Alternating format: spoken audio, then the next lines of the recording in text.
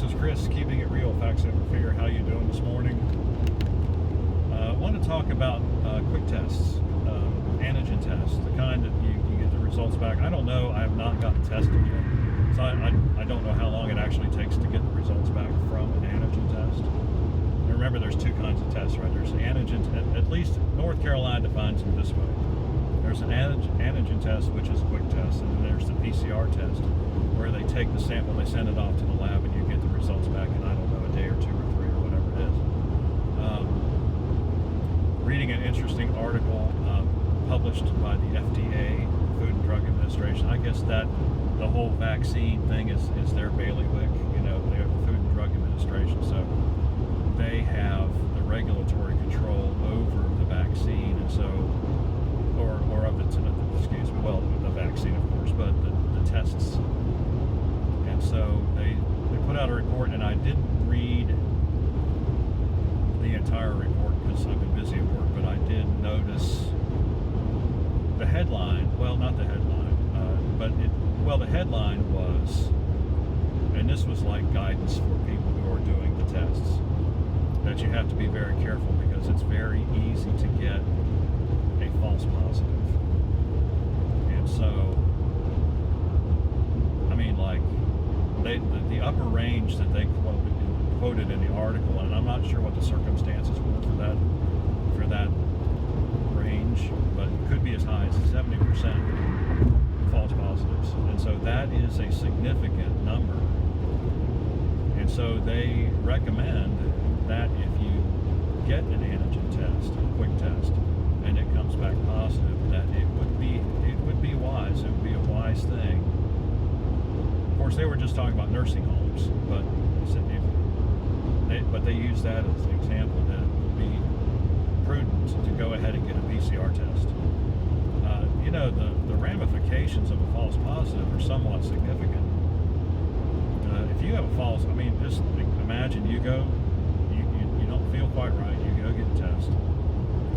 They say you're positive. And so then you go home and you quarantine. Well, if you never really had it in the first place, you're wasting your time, first of all.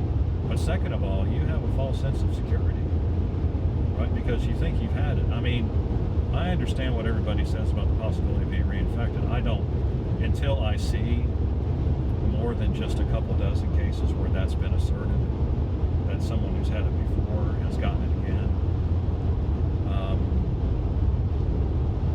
I don't buy that aspect of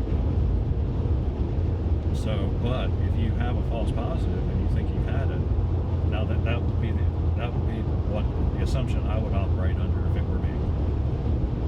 Then I would think I was in the clear, and so then I wouldn't worry about it at all. It wouldn't even come up on my radar. I wouldn't care where I went or what I did. I'd do whatever the heck I wanted to do. But you know, if I hadn't actually had it, then that's a whole new ballgame, right? And so if you have had a quick test and it's come back positive, it might behoove you to go ahead and get a PCR test and just confirm that,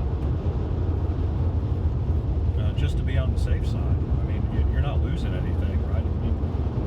And you know, the PCR test is so much more accurate than the antigen test. You know, just think about it. You know, you can either have a test read by somebody in a local office, and I'm not saying that people in local offices are incompetent, but I am saying that I would